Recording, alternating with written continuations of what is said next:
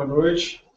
Muito obrigado. Estamos começando aqui a transmissão do webinário sobre o BS Design, Corporate Building, nosso edifício A Mais aqui de Fortaleza. Estamos aqui hoje comigo, Ricardo Ali Filho, eu sou engenheiro civil, sou diretor de engenharia da BSPA. A Renata está me ajudando hoje nesse trabalho, Renata Santos. Ela é diretora comercial da BSPA. Boa noite. Ele está aqui para me ajudar hoje a intermediar, assim, a fazer toda a intermediação desse webinário, me auxiliando com as perguntas que vocês enviarem e, efetivamente, para responder qualquer questão comercial que venha a surgir ao longo da nossa conversa. A gente tem já a participação aqui de um número substancial de pessoas, mas a gente acha que pode esperar um pouco mais para ver se completa a sala, para que a gente comece a apresentação oficial que preparamos para vocês. Fizemos um questionário sobre quais os assuntos mais relevantes seriam de interesse das pessoas que estão participando, levantamos alguns tópicos, e efetivamente o que obtivemos de resposta foi uma coisa muito homogênea em relação a todos os assuntos. Então, preparamos uma apresentação que também levasse todos os assuntos em consideração. A gente vai passar essa apresentação falando desde concepção de produtos, a toda a parte de planejamento de obra, desenvolvimento de obra. Vamos falar um pouquinho sobre o BIM, que nessa obra talvez seja um enorme diferencial. Né? E aí a gente arremata falando sobre premiações, talvez certificados e qualquer questionamento que venha a existir a respeito de assuntos comerciais e decisão.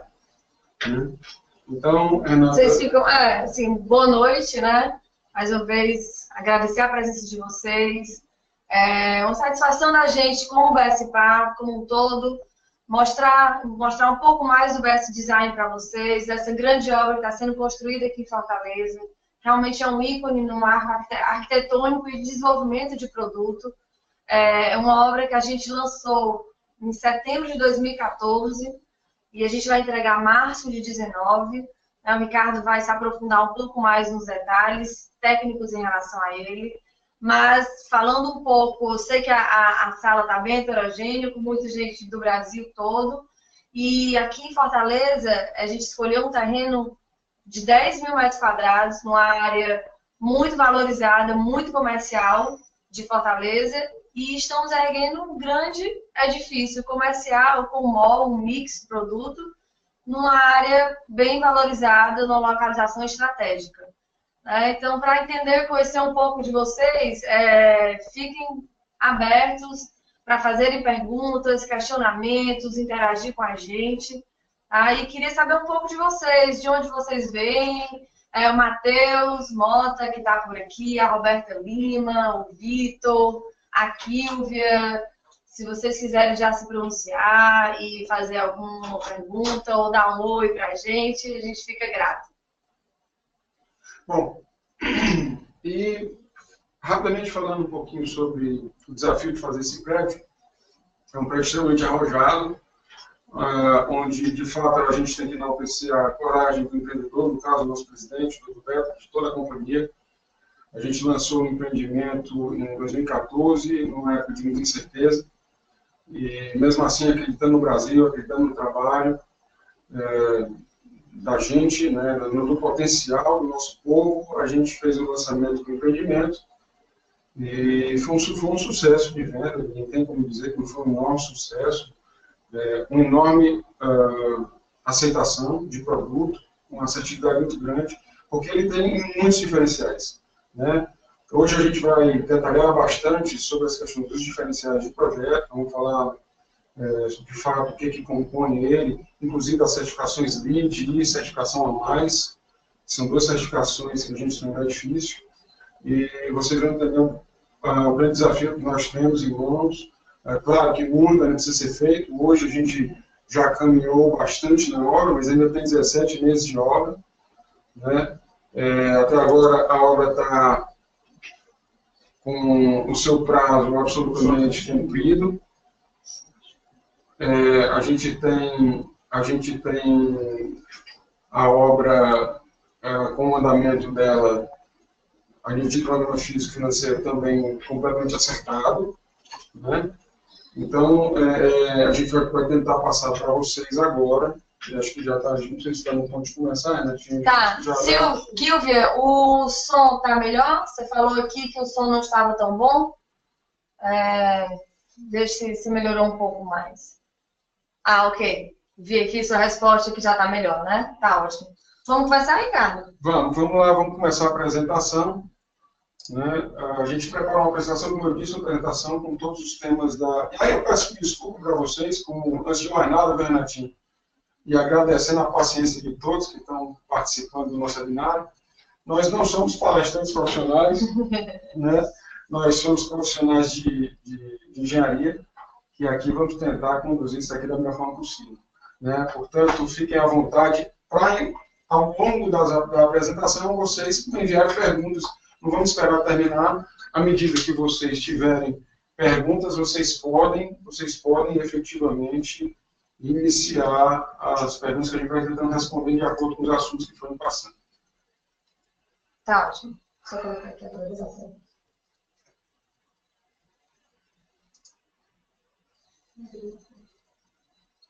Iniciamos a apresentação? Ok? Bom, Renatinha, dá uma corrida nessa tela, por favor.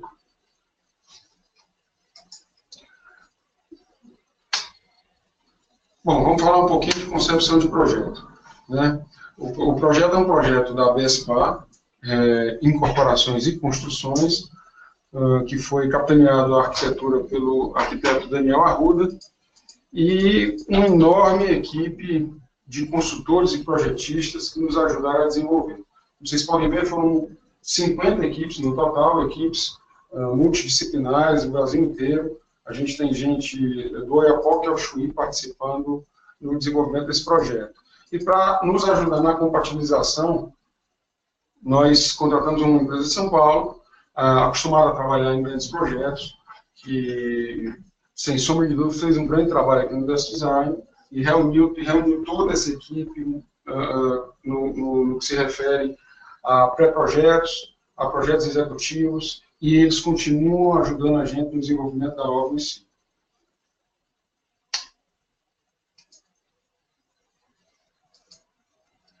Aqui um timeline da obra. A gente começou o desenvolvimento desse projeto em 2011, né, com as concepções iniciais de projeto. Essa coisa se desenvolveu, em 2012 entrou toda a nossa equipe de planejamento, como vocês vão ver mais na frente, já auxiliando, inclusive, na montagem de todo o processo de concepção de projeto. A equipe de planejamento já verificava o que era viável, o que não era viável, já estudava custo, e a partir daí ela determinava tudo aquilo que ela acreditava que fosse a melhor opção construtiva para a edificação. A gente continuou com o desenvolvimento em 13 e 14, e em 2015, em setembro de 2015, a gente iniciou a obra do Best Design.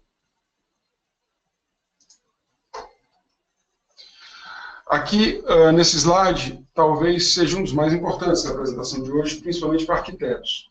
Né? Se a gente imaginar, aqui tem um resumo completo de todas as disciplinas que foram discutidas ao longo do desenvolvimento de projeto do Best Design. Né? E a definição conceitual talvez tenha sido um modo diferente com que nós trabalhamos aqui. Eu vou dar um exemplo disso. Quando o nosso presidente disse que queria fazer um edifício para a gente comercial, ou a área de construção da torre é uma área central, numa região antropizada de Fortaleza, né, que tem claras tendências a produtos comerciais. E o produto, claro, que foi desenvolvido era comercial, mas ele queria que fosse um edifício que não fosse fechado para a cidade, fosse uma obra aberta à comunidade, no intuito de fazer com que não só as pessoas que trabalhassem no edifício usufruíssem daquela torre.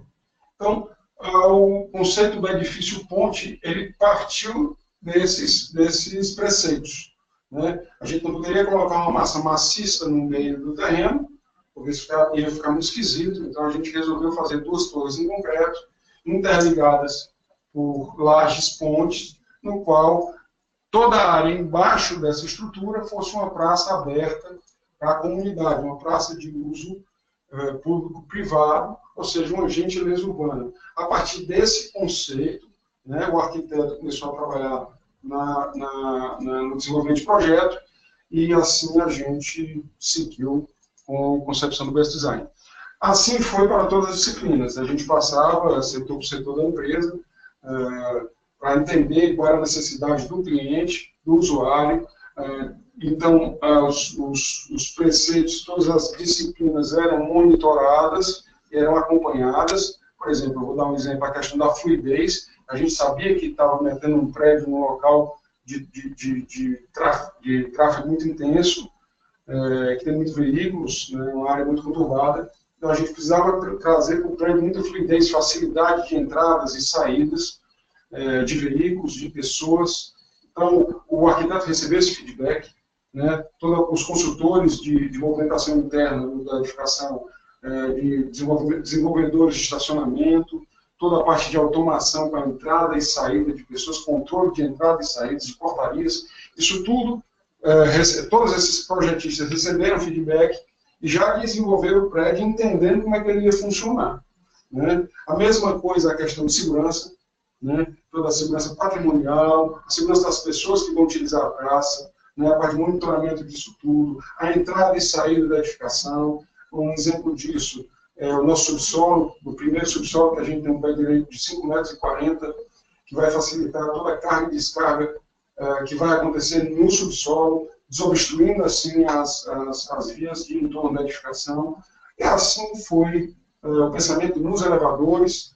São 25 elevadores no total, todos com velocidade de 180 metros por minuto, sociais, né, uma quantidade enorme, justamente para gerar fluidez, as pessoas que forem utilizar as salas não ficarem esperando muito tempo em recepção, eles terem acesso rápido ao local onde vão trabalhar e aos visitantes também.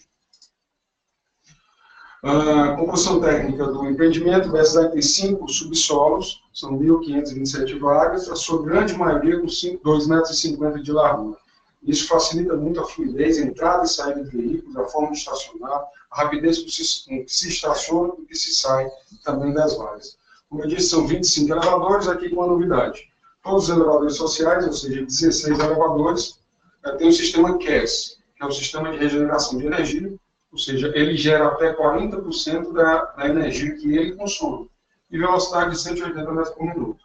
São 690 salas que ficam nas 2 torres, em concreto, nas 2 torres que apoiam as lajes pontes, e 18 salas corporativas, né, que ficam situadas nas lajes pontes.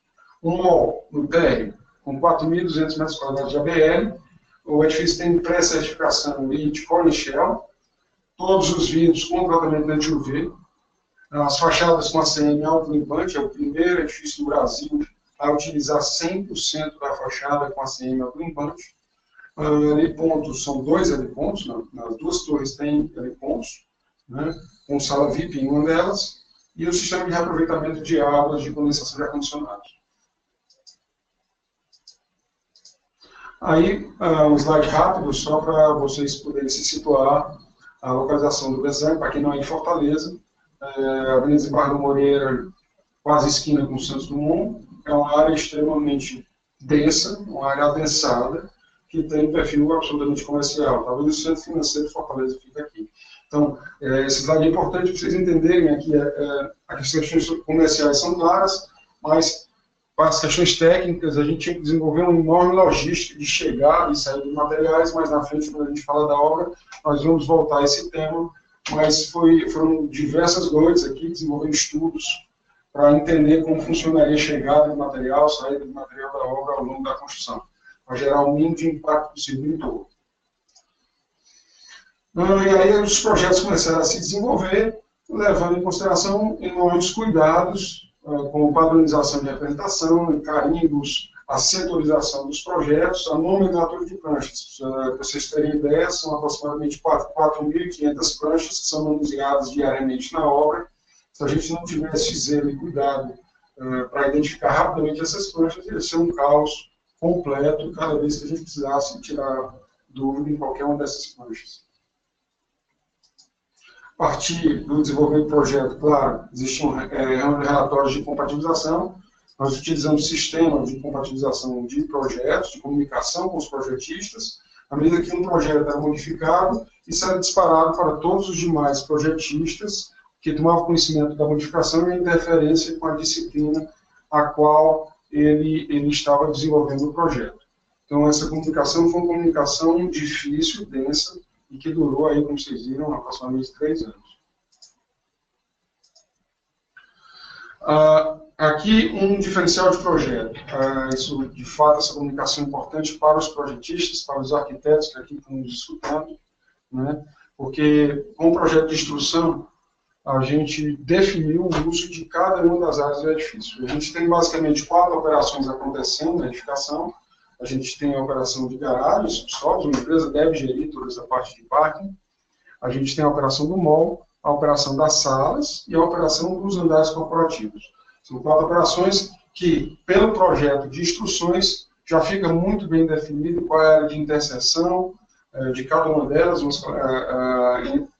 facilitando o trabalho de quem vai gerir essa edificação, compreendendo de quem é a responsabilidade em manutenção, na questão de limpeza e organização de cada uma dessas áreas de interseção entre essas 4 operações. E a partir daí também nós criamos um manual de gestão, isso está dentro da incorporação imobiliária, no qual a gente já define como o empreendimento deve ser gerido. É claro que isso pode ser modificado, mas é um enorme facilitador para uma enorme edificação como o UBS Design. Passando rapidamente pelas certificações, como eu disse anteriormente, nós temos 2 certificações. A certificação de sustentabilidade, que é a certificação LEED, é um sistema de graduação, de pontuação, na qual quanto mais itens de sustentabilidade você tem, né, maior o grau, maior o selo que você recebe para a certificação. No caso do UBS Design, nós estamos buscando a certificação Silver, mas com bastante possibilidade, por conta de todas as ações que foram feitas, a gente conseguir a certificação Gold. Não é o nosso objetivo, mas claro que a gente fica com foco sempre num passo adiante. E a certificação A+, que é um selo de graduação, certificação de qualidade de projeto e de operação, né, que certifica que nenhum edifício na região onde nós estamos instalados tem qualidade de projeto e de operação melhor do que o nosso. É como uma barra que nós estamos criando de qualidade de projeto, que a partir de agora, todos os edifícios que quiserem ter esse selo, né, eles têm que ter a mesma quantidade e qualidade de projetos que o nosso tem.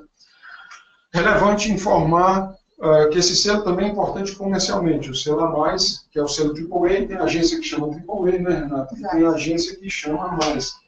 É importante porque tem empresas, principalmente multinacionais, que só podem se instalar, seja questões estatutárias, elas só podem se instalar em edifícios que têm essa graduação, esse selo de graduação. As etapas de certificação LEED, rapidamente, sem querer citar cada uma delas, que a gente poderia passar a noite toda aqui falando sobre isso, mas dividido em itens de projeto, são vários itens de projeto, como a questão do bicicletário, coleta seletiva, uso de lâmpadas LED, isso em definição de projeto.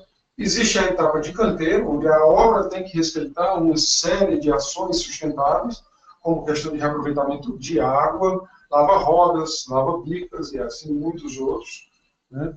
E no final, quando a gente entrega a obra, toda a parte de comissionamento energético, onde são comprovadas as eficiências dos sistemas, né, e os ensaios em relação à eficiência de equipamentos. Isso tudo é comprovado e a partir daí você recebe o seu selo de certificação LEED. No nosso caso, o Corecheck.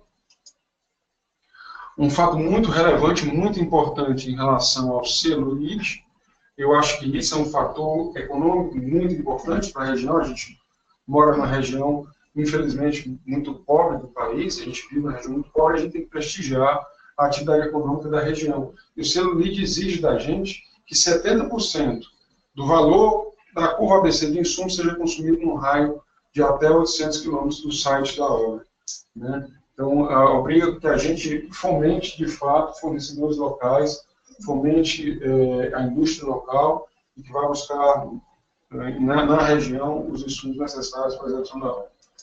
Não significa, obviamente, que a gente não tenha buscado soluções externamente. A gente tem um parceiro, por exemplo, parceiro da estrutura metálica da gente é um parceiro de Minas Gerais, que executou com bastante maestria, né, a nossa estrutura.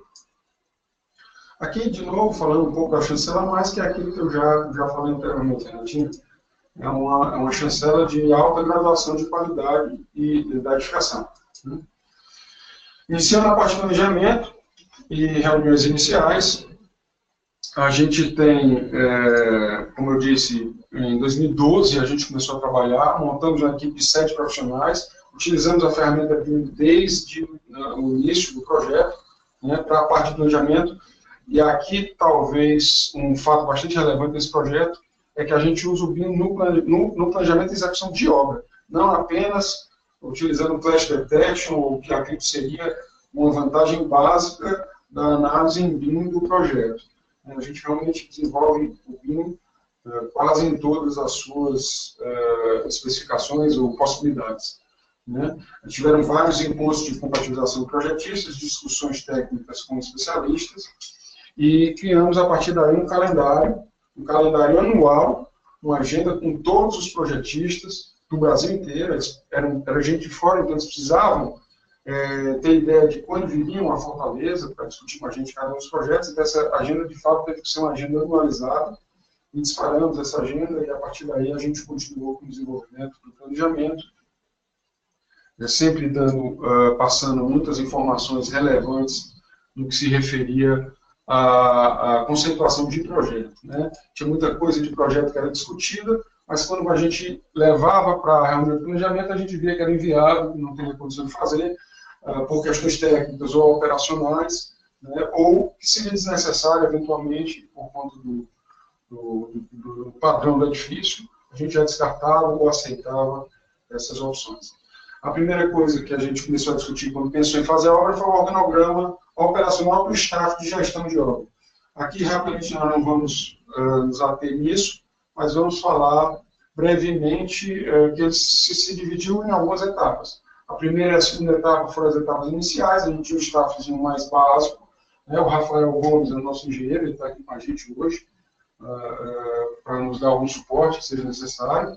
Então, ele é o engenheiro master da obra, a gente nem chama de engenheiro de obra, a gente chama de gerente de obra, porque, de fato, ele cuida de muitas disciplinas, além de gestão de pessoas, contabilidade, tem tudo isso, ele tem que entender de tudo isso para poder gerir uma grande obra, gestão de contratos, ele nos auxilia em tudo isso. Então, era uma equipe muito pequena, basicamente com ele, e a equipe de suporte dele nas etapas iniciais de obra.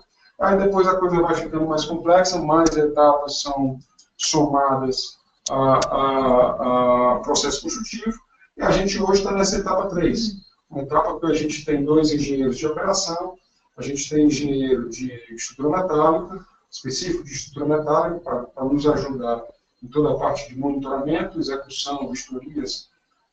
A gente tem engenheiro de instalações, né, e toda uma equipe, um staff que vai desde planejamento, claro, passando por contabilidade, toda a parte de gestão de resíduos, toda a parte dos técnicos de segurança, um volume enorme de técnicos de segurança que uma obra desse porte tem que ter. E a última etapa, a etapa final, a etapa de acabamento final, aqui já também voltando a um organograma mais simples. Pensamos também, fizemos todo o histograma da obra para entender como é que o canteiro de obra tinha que funcionar. Percebemos que no auge do pico de execução de obra, a gente estaria com aproximadamente 580 funcionários. Né? E isso demandaria um enorme trabalho do nosso RH, né? Que é o slide seguinte, né? Que você pode passar. A gente montou um cronograma de contratações. Esse cronograma de contratações, para vocês entenderem, a gente passava para o nosso RH que precisaria de um técnico de segurança, um engenheiro de segurança, no 10º mês de obra. Então, ele teria prazo, ele teria que trabalhar ao longo dos meses iniciais, procurando a pessoa correta para nos dar suporte em relação à segurança da edificação de 10º mês. Isso, hoje, talvez seja menos relevante, porque a gente hoje tem, de fato, uma situação de desemprego muito maior no país, infelizmente. Mas, no momento em que a gente estava planejando, existia uma enorme escassez de profissionais. Então, isso era fundamental para o desenvolvimento do nosso projeto. A partir da compreensão de quantas pessoas iam trabalhar e em que momento, a gente fez o estudo de canteiros. A gente tem o estudo da etapa inicial, onde a gente estava fazendo toda a parte de contenção, depois a parte de escavação, movimentação de terra e fundações, e a etapa atual de canteiro, onde a gente utiliza os 5 subsolos para a distribuição de materiais e dos nossos escritórios operacionais na obra. Aí, por exemplo, vocês têm a imagem aí do 2º e 3º subsolo, onde a gente define a locação de materiais de elevadores, esquadrias, etc.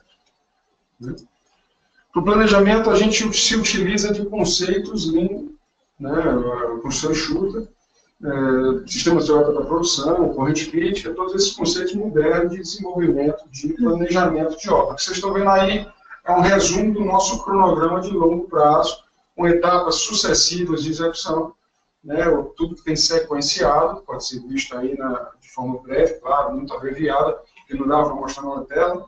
A gente separou por turno e depois separamos também todo o planejamento em linha de balanço das áreas comuns. Depois passamos a um cronograma de médio prazo, destacando um cronograma de curto prazo, onde a gente, de fato, aqui nesse momento, a gente separa dia após dia as tarefas a serem realizadas. Todas as tarefas são distribuídas na semana anterior à execução dos serviços, distribuídas em campo. Como vocês vão ver, as tarefas são muito claras para todas as equipes. E a gente controla diariamente aquilo que está sendo executado através de sistemas que implantamos nessa obra. Eu vou falar mais à frente sobre, um pouco resumidamente, sobre cada um deles. Por último, essa é a forma com que a gente consegue visualizar tudo que aconteceu na semana, que é o nosso percentual planejado concluído, o nosso PPC, onde tem um percentual daquilo que foi planejado e efetivamente executado. Eu falei em alguns softwares, a gente pensou durante muito tempo em como conseguiria controlar uma obra de maneira simples, diminuindo o staff de controle. Uma das formas que encontramos foi, uma vez planejados os pacotes, definidos os pacotes, eles são lançados nesse software, que é o Limetric. Nós estamos implantando esse software em todas as nossas obras.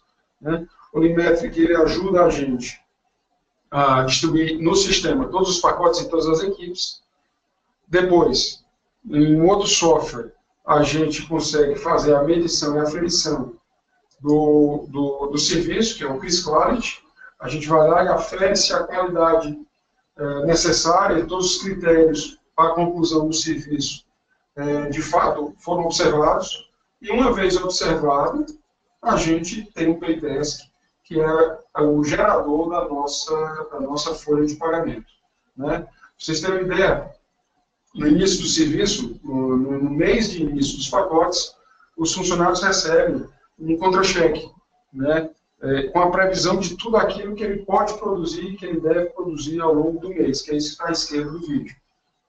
E com isso ele já tem a percepção de quanto é que vai ser o salário dele no final do mês. Isso dá para ele uma sensação de, assim, uma percepção de responsabilidade sobre tudo aquilo que ele pode ganhar.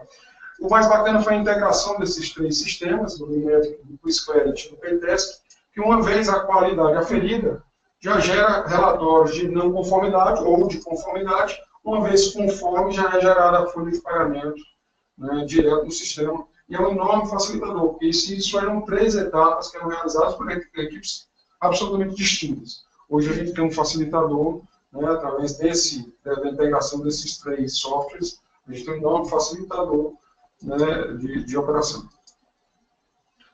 Para executar a obra, a gente pensou em todo o sistema logístico, aqui de novo, se utilizando de conceitos da construção enxuta, do sistema Toyota, a gente tem a execução de serviços puxados, execução, a gente chama de execução puxada, não empurrada. No dia anterior da execução do serviço, todos os materiais, a gente fazia a logística de distribuição de todos os materiais no local de aplicação. A gente tem certeza de que a hora que o funcionário é mais produtivo é quando ele chega pela manhã para trabalhar. Não adianta, naquele momento, ele estar buscando, procurar, receber materiais, esperando fazer limpeza do local de trabalho. Então, isso tudo é feito no final do expediente anterior, todo o material sobe à noite, é distribuído no ponto de inscrição, que é esse coloridinho que vocês estão vendo aí em um pavimento típico, né, para quando ele chegar, ele já encontrar o devido material no local que vai ser aplicado. Ricardo, o Diogo Lima, que é de Salvador, entrou aqui dizendo que é o primeiro webinário dele, né, parabenizando a VSPA, parabenizando você e agradecendo o compartilhamento da informação, né, que uma obra como essa é importante a gente compartilhar para todos. Sem dúvida, Renatinha. Muito obrigado, Diogo. Muito obrigado, Diogo, pela participação. De fato, é muito importante a gente compartilhar. Aqui outra definição que partiu do nosso presidente, mas que a gente absorveu e entendeu a importância, que é compartilhar tudo que foi aprendido ao longo do processo de desenvolvimento de projeto e desenvolvimento de obra também, né? Então, a gente tem recebido milhares de visitantes de todas as universidades, né, de todas as instituições. A gente compartilha tudo que está sendo aprendido aqui com instituições de ensino, né, com empresas parceiras. Todas as empresas que compõem o Sinduscom de Fortaleza, em algum momento já visitaram a obra. Então, a gente, de fato, tem a obrigação de compartilhar tudo que está sendo aprendido. Mas vamos seguir. Então, continuando a questão da responsabilidade aqui do planejamento, uma das coisas mais complexas, isso também é conhecido no sistema Lean, é a questão da setorização. A gente setoriza as áreas de trabalho, facilita, diminui o módulo no qual vai se trabalhar, né, o tamanho das equipes que vai se trabalhar, facilita o controle, também é conceito Lean, mostrando aí como é que, por exemplo, a nossa laje foi setorizada para a execução das alvenarias. Ricardo, Carlos está perguntando a previsão de entrega da obra. A obra está prevista ser entregue em março de 2019. Ou seja, de hoje até lá nós ainda temos 17 meses, né, para a finalização. Hoje a gente já tem aproximadamente 60% da obra evoluída, né? Então a coisa já segue, vamos dizer assim, dentro da previsão, segue bastante adiantada. Aqui, continuando a parte de planejamento, aqui é um desenho de processo. É como a gente define um pacote de serviço e é como a gente se comunica com os nossos pedreiros, mestres de obras e a equipe que vai executar a obra, né? A gente define do lado esquerdo, a sequência são os dias, aqui estão na coluna, os dias em que as tarefas vão ser realizadas, no caso um ciclo de 6 dias, né? Todos os dias da semana que vão acontecer, com os diversos turnos, manhã e tarde. Então, o pedreiro sabe exatamente o que ele vai realizar em cada dia e em cada turno. Essa clareza de comunicação é muito importante, viu, pessoal? Muitas vezes é muito comum em obra a gente encontrar a equipe que não sabe o que fazer. Aí daí vem toda a perda de produtividade, né, toda essa questão de desperdício de recursos, né, que a gente tem ao longo da obra, principalmente no que se refere à mão de obra, que representa hoje mais de 40% do nosso custo. Ricardo, o Saulo Lima nos pergunta se a gente teve muito problema com a compatibilização de projeto de instalações. É natural. Talvez instalações é o projeto mais complexo, juntamente com automações.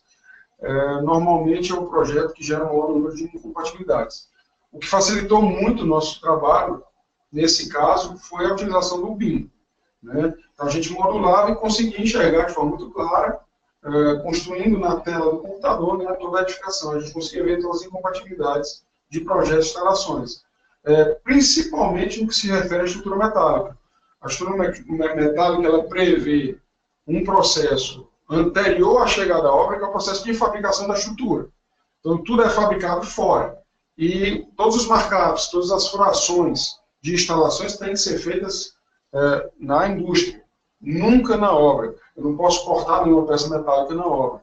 Eu até posso cortar uma laje em concreto, até posso perfurar uma viga, eventualmente, né? Mas uma peça metálica é concebível que seja feita em campo, né? Então, o BIM foi fundamental para a compatibilização das instalações com toda a estrutura, todas as alvenarias, né? Todo o projeto de arquitetura. E, por último, aqui a gente tem a setorização de uma área comum. A gente não trata a área comum como elemento de repetição. O elemento de repetição são as torres e as salas, que se repetem em todos os pavimentos. A área comum só vai acontecer uma vez. Então, a gente trata como um cronograma, uma linha de balanço separada em relação às flores. E aí partimos agora para a parte mais Tem mais duas interessante. perguntinhas aqui, Ricardo. O tamanho do time no campo, né? Quantas pessoas a gente tem hoje em dia trabalhando na obra? Tá. Mas na frente a gente tem em torno de 550 pessoas hoje trabalhando em campo. Lá na frente no slide a gente está falando um pouquinho sobre isso, nos slides finais. Mas a gente tem em torno hoje de um efetivo de 550, quase chegando ao nosso efetivo máximo. Acho que em mais 2 meses a gente deve estar aí com um efetivo perto de 600 pessoas. Equipe de gestão em torno aí de 30 pessoas, gestão direta, né? Entre engenheiros, técnicos e estagiários. Em torno de 30 pessoas trabalhando. Né? Quantos engenheiros, Cássio? Olha, engenheiros, a gente tem 7 engenheiros no total.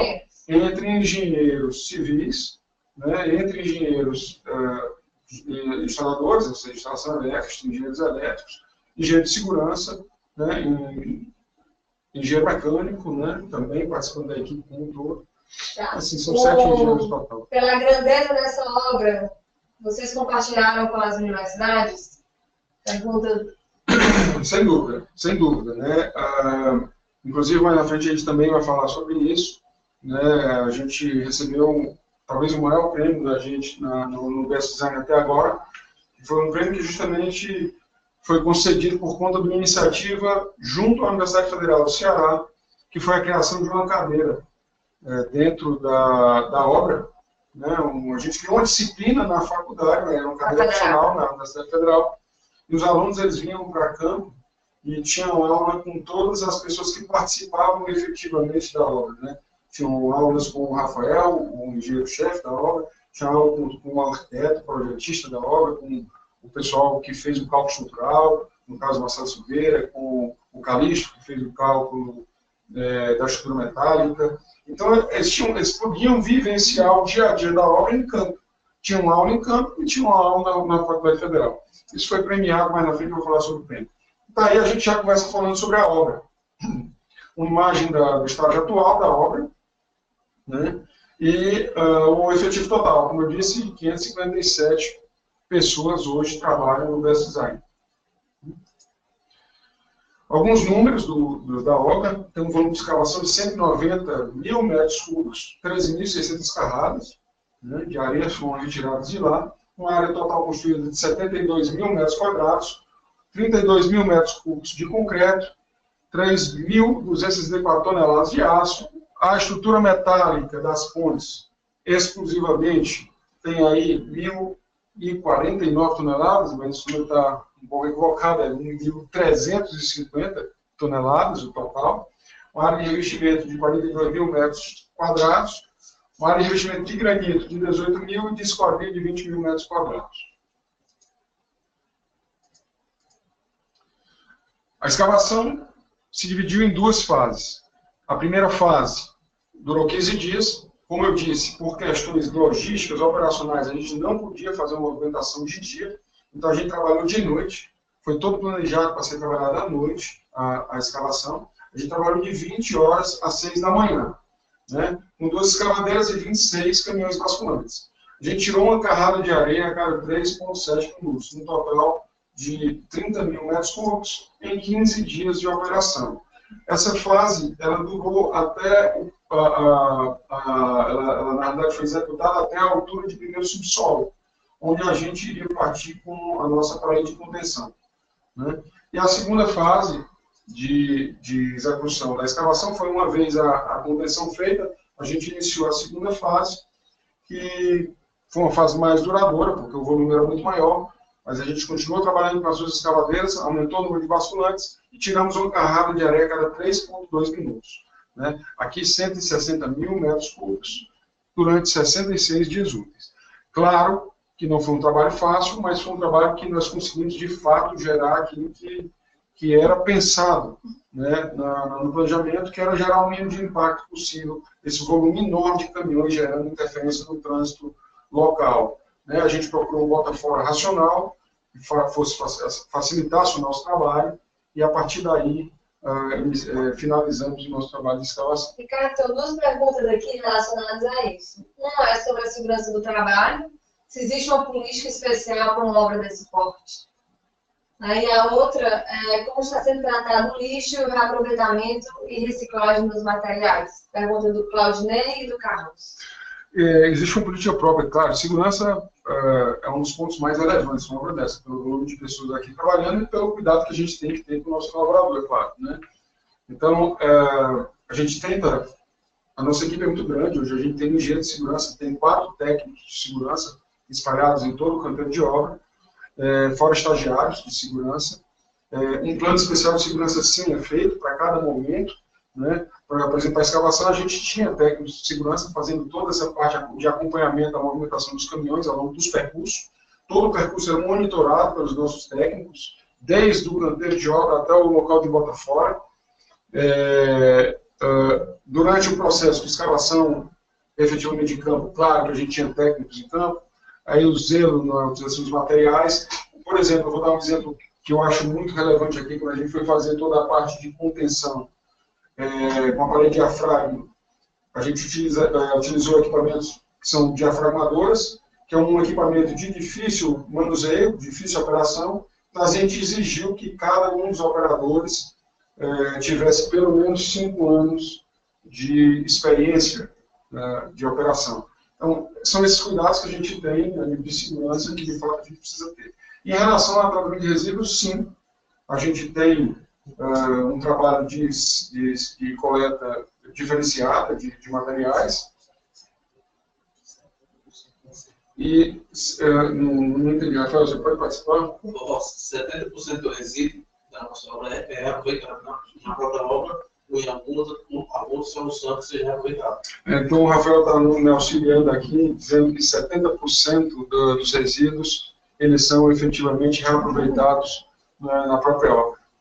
Ok? Então, seguindo agora com a apresentação, toda a parte de escavação, aí você tem uma imagem da escavação. No momento aí a gente estava no terceiro subsolo. Aí, uma imagem retratando como é feita toda a contenção. Como eu disse, a gente utilizou parede diafragma. A solução se deu por conta da necessidade. A gente tinha um lençol d'água a 14 metros de profundidade e a gente ia ter escavação até 21 metros de profundidade, que eram as bases das fundações. Então, a gente tinha que ter uma solução que gerasse estanqueidade para o empreendimento. A gente se utilizou do processo de parede diafragma para isso. É uma parede com 50 centímetros de largura, né, que ela circunda toda a área do subsolo. Eu não vou falar muito do processo de parede diafragma, né, porque senão também a gente ia gastar um tempo mais seguro aí nas fotos, né? Seria muito demorado. Mas aí a gente tem a imagem da diafragmadora, que é aquele equipamento que eu acabei de falar, né, trabalhando na obra, né, e, como eu disse, são enormes equipamentos. A gente teve muito cuidado e zelo aqui, um trabalho muito grande com segurança, para garantir que o trabalho fosse finalizado sem nenhum incidente. Aí, imagens à esquerda, já na fase final de escavação, aqui já em altura de base, de assentamento de base, com 16 metros a gente encontrou arenito, então era bastante rígido, uma rocha relativamente rígida, né, para a gente escavar, difícil escavar, né, mas o trabalho foi muito bem sucedido e a gente seguiu adiante, depois com a remoção da rampa e a retirada de todos esses equipamentos. Eles foram içados, né, da obra, através de guindaste de 300 toneladas. A gente teve que remover esses equipamentos porque não tinha mais rampa. A gente foi até 20 metros de profundidade, para as bases, para saber das bases de fundação. A gente tem 5 subsolos no prédio, lembrando, né, mas a gente foi um pouco além da altura do nível do último subsolo. Aqui a máquina de tirantes, aqui a parede atirantada, né, mostrando aí fotos das paredes atirantadas. E aqui o esquema das nossas bases de fundação. A gente utilizou de fundação direta, e aí a gente tem um diagrama de todas as bases de fundação. Importante salientar, nessa parte roxa, são as grandes bases. A gente tem bases enormes aí, com volume de 450 metros cúbicos, que requer um enorme cuidado durante o processo de concretagem, né? Um zelo muito especial, com controle de temperatura, principalmente, né? Então, a gente tinha termômetros, se utilizava de processos de termômetros, medindo temperatura, fases de concretagem distintas para controlar a temperatura, né, e a qualidade das bases que são feitas. A gente tem uma imagem na próxima tela, onde você tem a noção aí, a gente tem uma noção, por conta das pessoas trabalhando, no enorme volume de uma dessas sapatas, né? E à direita, todos os cuidados necessários para a execução estão aí descritos na tela, né? E, uma vez concluídas as fundações, nós passamos para a execução das nossas lajes. As nossas torres em concreto, elas foram projetadas como lajes nervuradas, unidirecionais, com vigas protendidas, né, com faixas protendidas, né, e nós utilizamos o sistema de um fornecedor local, que é o sistema Paviplan, sistema de formas e cimbramentos, né. A gente utilizou, e por conta da utilização desse sistema, a gente conseguiu uma enorme produtividade. Como vocês vão ver na tela seguinte, a imagem do cimbramento e das formas, a gente conseguiu executar em uma das setorizações, um dos setores de execução de subsolo, que a página seguinte vai mostrar, são 2.400 metros quadrados de laje nesse setor. A gente conseguiu produzir isso com um ciclo de 5 dias, ou seja, desde o início do escoramento até a concretagem final de 450 metros cúbicos, nós conseguimos concluir a execução desse setor em 5 dias. Isso se repetia em todos os subsolos, foi um enorme facilitador na execução dos subsolos e cumprimento dos prazos de obra. E aí a gente passa para a vedete do empreendimento, né, aquela parte onde, de fato, enche os olhos de todo mundo que vê o BS Design e da gente que constrói também, nos enche de orgulho, que é a estrutura metálica da edificação. Né? O engenheiro Calixto é o engenheiro projetista, e ele trouxe um conceito, que é um conceito difundido no mundo, no Brasil, no entanto, que é o conceito de diagrid. Diagrid é a união das palavras em inglês, né? Diagonal, que é diagonal, e grid, que é o que agrega. Então, as nossas fachadas são grelhas em diagonal, autoportantes, né, no sistema diagrid, e as nossas lajes são steel decks, como esse que vocês estão vendo aí na foto do lado direito. A gente vai seguir agora no próximo slide com a questão do conceito estrutural. A gente tem as duas torres em concreto, isso cinza que vocês estão vendo, e tem essa parte amarela, que é a estrutura metálica que invade, em dado momento, o núcleo da edificação, formando assim uma estrutura híbrida, concreto e aço, hiperestática, né, que funciona de forma consolidada, né?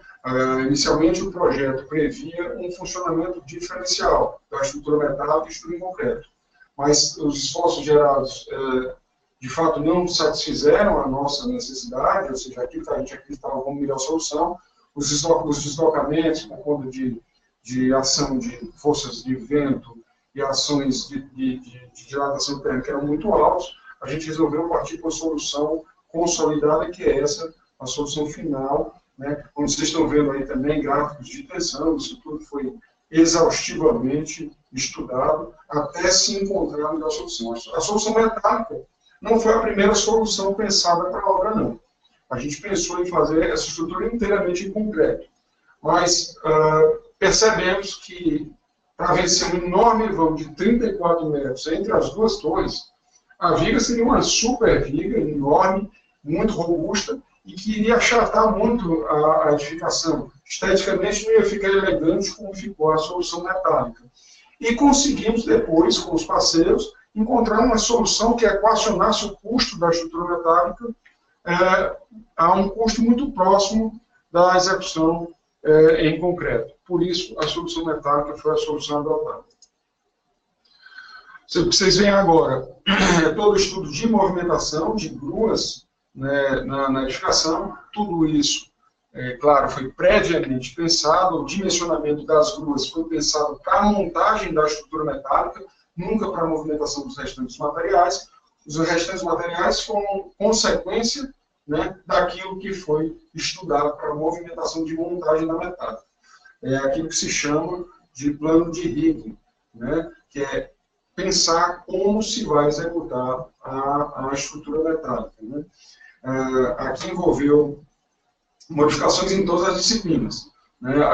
Só para falar um pouco sobre isso, né? Para explicar o quanto isso interfere nas outras disciplinas, na laje do térreo da edificação, a gente tem que fazer um enorme reforço, que em dado momento eu precisaria de um guindaste para içar as vigas principais da estrutura metálica, essas duas vigas que ficam na parte inferior da estrutura, que cada uma pesa 12 toneladas. Então eu precisava de um enorme guindaste. No local onde esse guindaste iria transitar na laje, eu precisei de um enorme reforço no cálculo da estrutura em concreto. Então, realmente, se a gente pode falar em inovação, Renata, aqui, a gente fala em inovação de relacionamento entre projetistas. Normalmente, o que se percebe quando se fala em estruturas, a estrutura em concreto, ela não, o calculista não interage muito com o calculista da metálica, né? Ele simplesmente solicita as cargas, desenvolve o projeto e depois manda o projeto, não existe essa interação toda. Aqui no prédio não, em cada momento eles interagiram e com isso eles conseguiram um projeto super otimizado, que foi o que a gente teve aqui nessa cidade. Aí etapas de montagem da estrutura metálica. Primeiro a gente subia as duas torres, né, metálicas, isso aqui é o núcleo da estrutura, né, em concreto, a parte de caixas de escada e elevadores, ela vem em concreto até o 7º pavimento, a partir daí ela sobe metálica, e por último, a gente executa as lajes pontes, como você tem na figura da extrema direita, são as últimas etapas a serem executadas. Elas agora, exatamente nesse momento, estão sendo concretadas laje a laje, de forma alternada, e é a última etapa de execução de estrutura do SZ.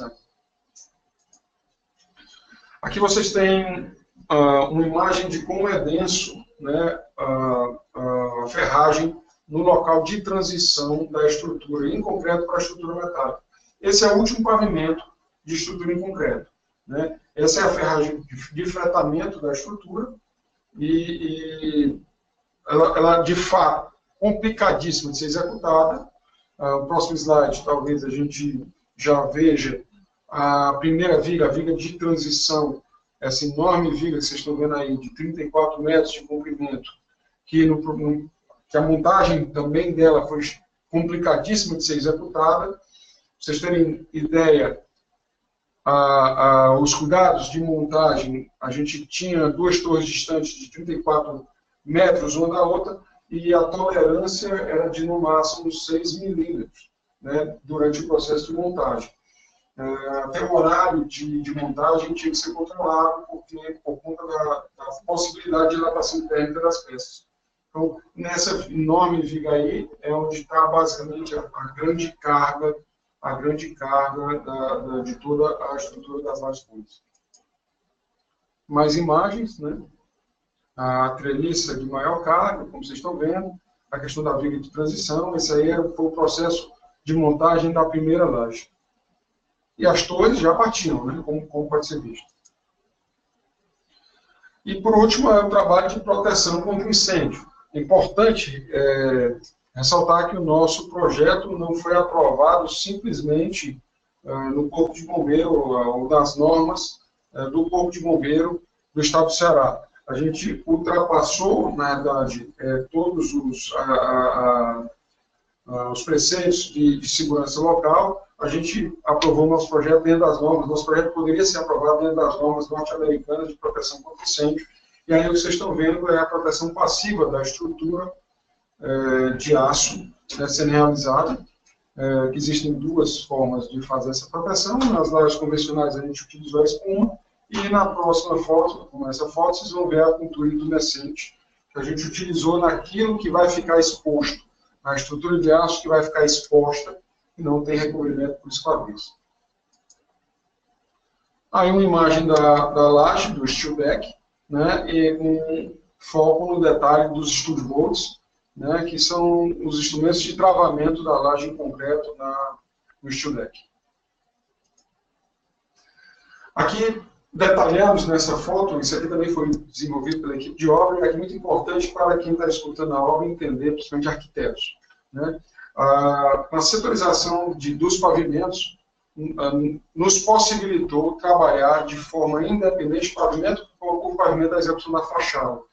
Vocês estão vendo plataformas, né, montadas no pavimento, que permitem com que a gente consiga realizar a fachada sem mesmo ter finalizado a estrutura em concreto. Acho que a próxima foto, né, o próximo slide vai poder deixar mais claro. Vocês vão estar vendo aqui, lá em cima, a fachada sendo executada, aqui embaixo, lá em cima, a estrutura em concreto sendo executada, as alvenarias sendo executadas, tudo isso de forma simultânea, que não seria possível se a gente utilizasse o sistema de balancinhos comum, né? Porque eu não teria onde apoiar, de fato, os balancinhos. Então, a gente se utilizou do sistema de plataforma, uma coisa desenvolvida aqui na obra, pela nossa equipe, e, a partir daí, a gente conseguiu, agora, finalizar a estrutura e finalizar todo o revestimento simultaneamente. Falando um pouco de instalações, a gente tem uma linha de montagem das instalações, são 690 banheiros, são 690 salas. Então, a gente precisava, e todos eles são iguais, então, a gente precisava de um processo de repetição para montar todos os banheiros. Os cavaletes que vocês estão vendo à esquerda são todos pré-montados, e a instalação é toda inserida nele, ainda no subsolo da edificação, e quando a gente leva para os pavimentos, o local onde vão ficar os shafts, isso já vai praticamente concluído para a pessoa que vai fazer o shaft em drywall. Com isso, nós reduzimos uma etapa inteira de execução, que era a pré-montagem dos drywalls para receber as instalações. Por último, a gente vai falar agora dos guarda-corpos, né, do empreendimento, que é isso que vocês estão vendo na foto à esquerda. Ele tem uma parte em ACM, uma parte em vidro, e a gente conseguiu pré-fabricar tudo isso na indústria, que a gente comprou esse material, que é a indústria em Pernambuco. As peças já vêm todas paletizadas, pré-montadas, com 1 metro de comprimento.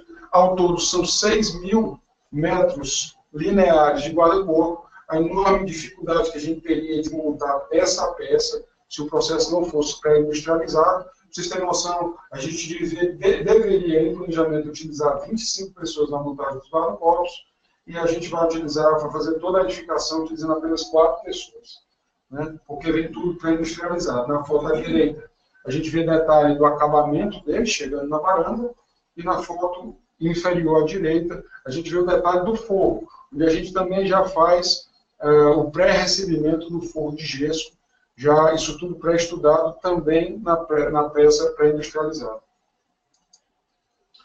E aí vamos falar brevemente aqui do BIM, né, que a gente recebe visitas constantes na obra, de gente do Brasil inteiro, perguntando e solicitando para conhecer como a gente utiliza o BIM dentro da obra. O BIM foi utilizado no desenvolvimento de todos os projetos e, posteriormente, ele foi para campo. A gente se utilizou dele para facilitar a execução de campo nas diversas etapas. Até agora, a gente utilizou em todas as etapas. A gente vai passar rapidamente um vídeo do BIM, do nosso projeto, em 3 dimensões. Renatinha, por favor, coloca aí o play. A gente tem um modelo elaborado, né, de arquitetura, estrutura, aqui esquadrias e instalações estão convivendo aí nessa parte do modelo.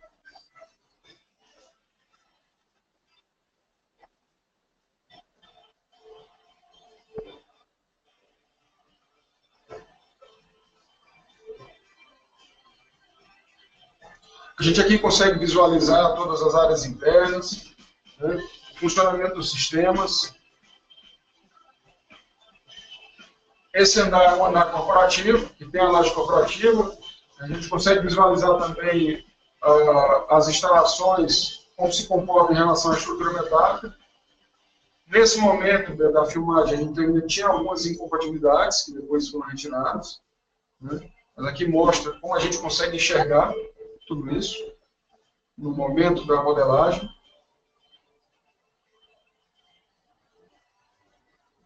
É claro que isso daí foi utilizado em todos os subsolos, como vocês vão ver agora nas imagens, em todas as áreas, como a gente vai mostrar um pouquinho para vocês agora.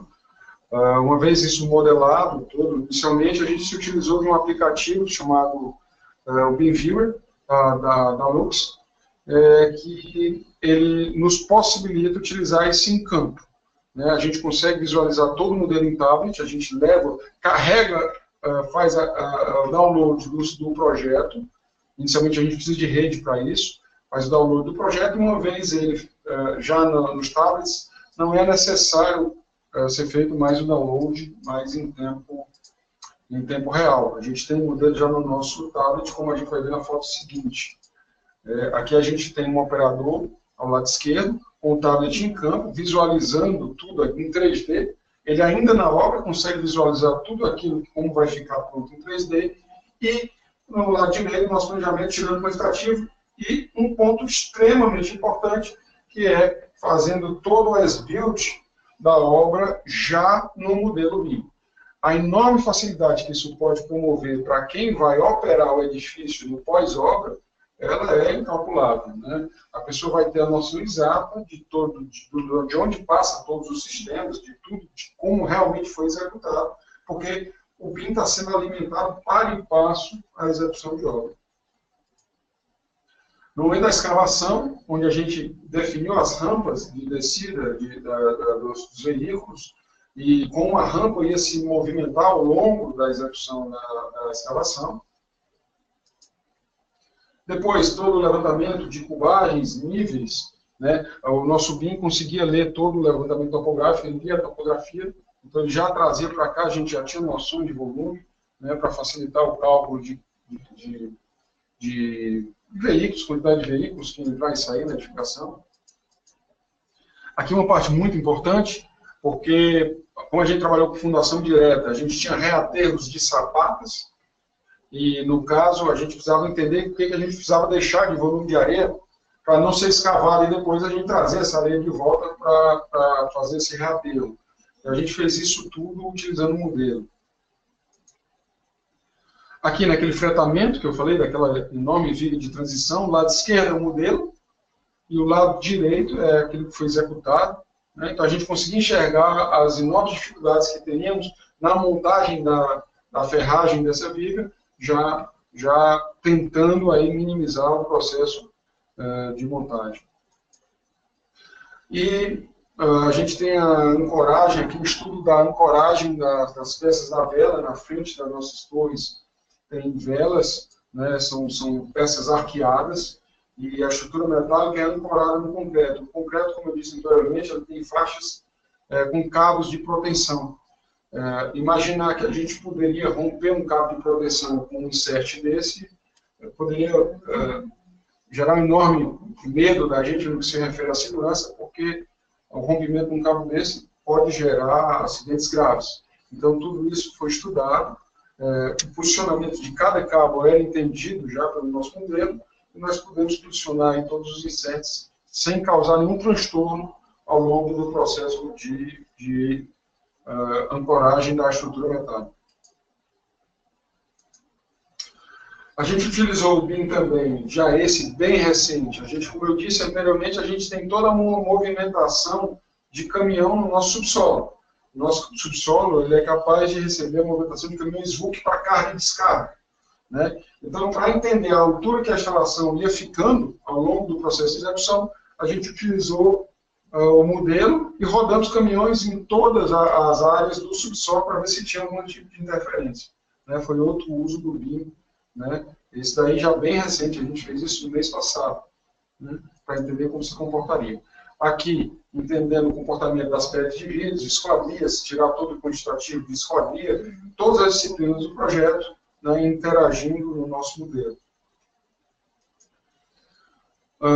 Uma visão do guarda-corpo, como eu falei, à esquerda e esquadrias, uma visão à direita de toda a área de revestimento. A gente tem revestimentos em granito, tapetes, carpetes, tem vários painéis que são instalados ao longo de todas as circulações, e aqui a gente consegue já visualizar como isso vai interagir e vai conviver.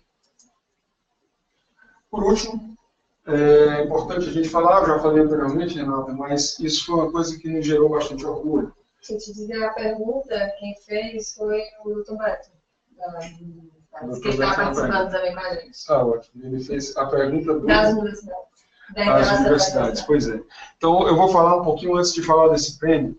eu vou falar de uma coisa muito importante aqui, que de fato tem acontecido com a gente. Como eu disse, a BSPA ela tem por princípio compartilhar tudo aquilo que aprendi, né? Que tudo aquilo que a gente consegue ter de conhecimento, a gente de fato faz questão de que seja difundido, porque a gente entende que assim a gente forma uma sociedade muito melhor, né? E isso de alguma forma vai voltar para a gente, né? Através da qualificação, inclusive do comprador, quando ele entender e perceber tudo aquilo que a gente está fazendo diferente no nosso edifício, né? Esse selo, a gente recebeu aqui mais de 2.900 pessoas, Renato, no total, a grande maioria deles das universidades. Então, tem um enorme número de universitários que semanalmente vêm aqui na Torre. Rafael, em torno de quê? 30 a 50 alunos, né? Por semana a gente recebe. Nordeste, né? De todo o Nordeste vem aqui. E esse prêmio foi um prêmio que foi nos concedido pela Universidade de Wharton. É uma enorme universidade da Pensilvânia, nos Estados Unidos, universidade de negócios conhecida. E nós recebemos esse prêmio como sendo o melhor projeto público-privado, né, se refere a instituições de ensino do Brasil, o segundo lugar em toda a América Latina no ano de 2016. Né? Ao todo eram 1.500 universidades e empresas concorrendo, nós conseguimos nos qualificar em 34º lugar no mundo inteiro. Né? Então, para a gente foi motivo de muito orgulho. Né? O Thales Christian está parabenizando pela essa iniciativa. Obrigado, Thales. E o projeto está muito bem executado. Ótimo, maravilha. Vou falar aqui um pouquinho, Ricardo. O Sérgio está perguntando quantas toneladas de cimento uma obra dessa consome no total? De cimento especificamente, é uma pergunta difícil de responder. Quem é o Sérgio. Sérgio, não sei, mas de concreto foram 32 mil metros cúbicos, né? Vezes 400 quilos por metro cúbico, só de concreto, sem falar em argamassas. Né? A nossa construção ela é bem enxuta, Sérgio. Sérgio, Sérgio, a gente utiliza muito pouca água, o grande volume de argamassa é a argamassa pronta. A betoneira ela tem muito pouco uso na nossa obra. Né? Mas só de concreto, Rafael, quanto é que deu a conta? 32 mil vezes 400 aí? 200 mil quilos. 200 mil quilos? Não, 200? Mas 32 mil vezes 400 quilos. Só por concreto. Fora as demais atividades. 1.280.000 quilos. 1.280.000 quilos. Esse é o número aproximado só para a estrutura. Né? Fora as outras etapas construtivas que nos utilizaram. 12 milhões de quilos? 12 milhões de quilos. O Ellison Bernardes está perguntando se existe algum tratamento especial quanto ao trânsito de veículos das ruas próximas durante a obra. Como está sendo? Foi aquilo que de fato a gente disse, né? A gente tem horário prévio de carga e descarga, a gente tem local específico para os caminhões, no que se refere a carga e descarga. Foi feito um enorme planejamento logístico para que isso de fato acontecesse da melhor forma possível. A maioria de tudo aquilo que pode ser feito de noite é feito de noite. A gente teve um enorme benefício de poder trabalhar num local onde eu tenho muita pouca residência, a quantidade de residência que é muito pequena, estamos numa área mais comercial, o impacto sobre isso de noite é menos perturbador. Apesar disso, a gente tem todo análise de impacto sonoro, a gente tem gente medindo impacto sonoro em toda a vizinhança de maneira constante. É uma obrigação, inclusive da certificação LEED, que é o controle desse processo ao longo da obra inteira. Né? E aqui um time-lapse da obra, só para vocês terem uma noção do nosso prédio e da etapa em que ele se encontra atualmente no processo de execução. Ricardo, a Patrícia pergunta aqui, o helicóptero suporta helicópteros de que porte? A carga, Rafael, 24 toneladas. Dá 24 toneladas. O Marcos Cerqueira de Carvalho está parabenizando essa grandiosidade de obra, né? Com orgulho no Ceará. Marcos, você é cearense? Muito obrigado, meu amigo, muito obrigado. De fato, é uma obra que dá orgulho para todo o Brasil, né? Como eu disse, a gente tem projetistas do Brasil inteiro trabalhando nesse projeto. Então, a gente recentemente fez um vídeo mostrando o orgulho de fazer essa obra, de toda a equipe da BSPA fazer essa obra. A gente trabalha com muito amor, a gente trabalha com muita intensidade, mas a gente acredita que muito mais do que cearense, a gente de fato prestigia, tem que prestigiar, né, aquelas pessoas que nos ajudam aqui no nosso dia a dia, mas é um projeto brasileiro, é um projeto grande a nível Brasil. O BS Design, e a gente fala isso sem a menor soberba, muito pelo contrário, muita humildade, porque é um trabalho que está precisando da ajuda de muita gente, né, muita gente boa, compreendendo que a gente precisa de fato de estar ao lado de pessoas extremamente qualificadas para a execução. O BS Design é um prédio que poderia ser executado em Fortaleza, em São Paulo, ou mesmo em Dubai, né, e ele teria a certificação de qualidade. Vamos lá. Vamos lá essa câmera que a gente tem aqui acoplada no edifício na frente da obra e que diariamente a gente capta imagens e todo mês a gente faz um vídeo de cerca de 40 segundos a 1 minuto, que é o acompanhamento da obra, né? Acompanhamento da obra. É isso aí. A gente começou só com uma câmera, né, Renata? Depois nós levamos com a imagem do drone. Né? Exato. A gente percebeu que teria um ângulo melhor.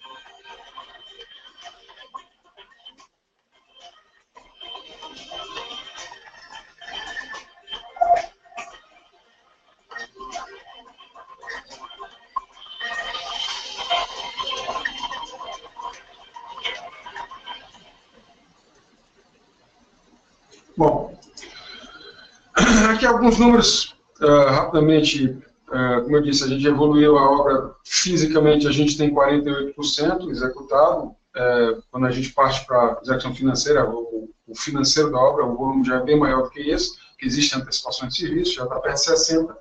O efetivo total, não é o efetivo atual, aqui tem um pequeno equívoco, Renatinho, o total de pessoas que já passaram essa obra, hoje tem 550. Mas no total nós já passaram 1.070 colaboradores, né? Mais de 20 milhões de impostos pagos até o momento, e como eu disse, perto de 3.000 visitantes. Né? E aí vem, entre os visitantes, faculdades, projetistas, construtores, empresários, sindicatos e institutos. Né? Bom, Ricardo, tem outra pergunta aqui. Se existe algum projeto de aproveitamento de energia solar quando o edifício estiver pronto? Energia solar, não. A gente não tem projeto, assim, as áreas de cobertura da edificação são muito pequenas.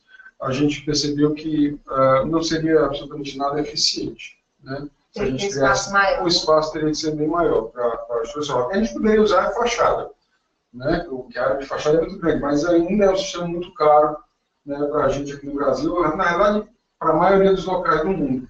É um sistema que eu acho que poucos empreendimentos do mundo se utilizam. Mas para solar, as nossas áreas são muito pequenas para que a gente se utilize o sistema. O Saulo Lima está perguntando qual o próximo projeto desse ponte da BSPA e que ele vai participar. Oh, que maravilha! Que maravilha! A gente também torce aqui para que o máximo de pessoas possam nos ajudar a desenvolver esse projeto. A gente tem sim. Né? Hoje a gente está... Pode falar, né, Natinha? Pode. A gente está desenvolvendo nesse momento um grande projeto, aqui em Fortaleza também, mas com outro foco residencial, nas avenidas, é uma quadra inteira, as características do terreno são bem parecidas, mas o local é mais residencial, que fica na esquina da Avenida Virgílio Távora com a Avenida Santos Dumont. É um mega projeto, também com 70 mil metros quadrados de área construída, né? Como eu disse, um foco aí talvez mais residencial, é uma coisa muito inicial, está em desenvolvimento, algumas imagens, inclusive, já circularam, né, na internet, talvez até você já encontre aí em algum local, se você vier a pesquisar. É isso. E essa jangada, ela simboliza o nosso trabalho. A gente sempre termina a apresentação da jangada, Renatinho, que é o esforço coletivo aqui de todos com um objetivo em comum, né? O jangadeiro, assim, da nossa terra, talvez seja a figura mais expressiva, né?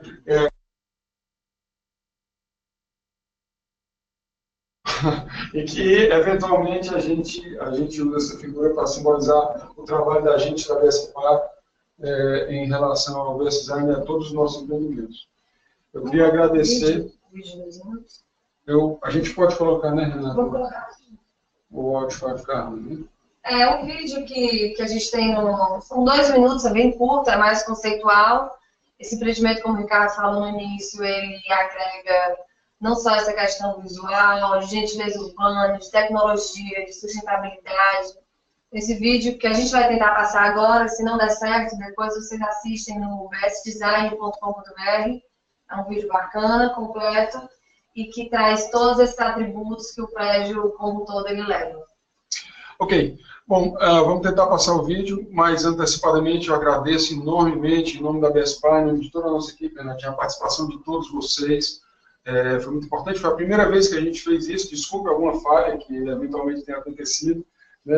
Como eu disse, nós não somos palestrantes, né? Somos profissionais de engenharia, né, que aqui estamos desenvolvendo esse projeto, mas desde já nos colocamos à disposição de vocês para qualquer dúvida, não só hoje, como em todos os momentos. A gente tem algum site, Renatinho, que as pessoas podem entrar para fazer um questionamento. Ricardo, a gente vai mandar o conteúdo, será disponibilizado por e-mail para cada um, então quem se cadastrou e participou vai receber o conteúdo, né, do webinário.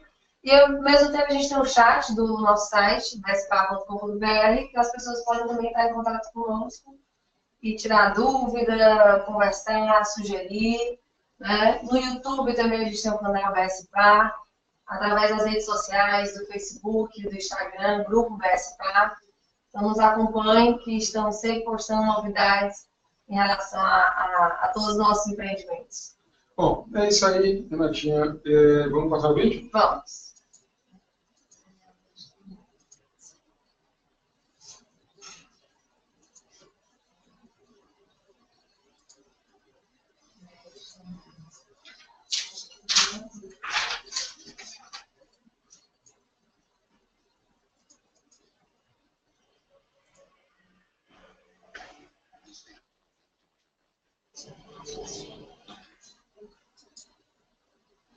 Como é que eu...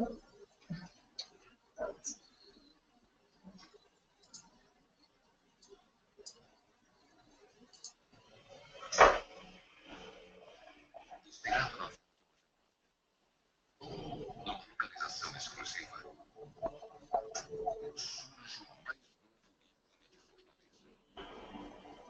BS Design.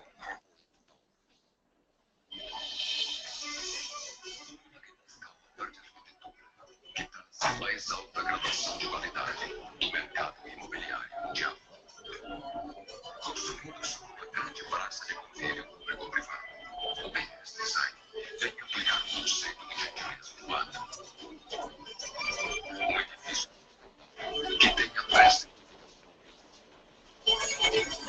São 72 metros quadrados, com 2 torres de 20 interligadas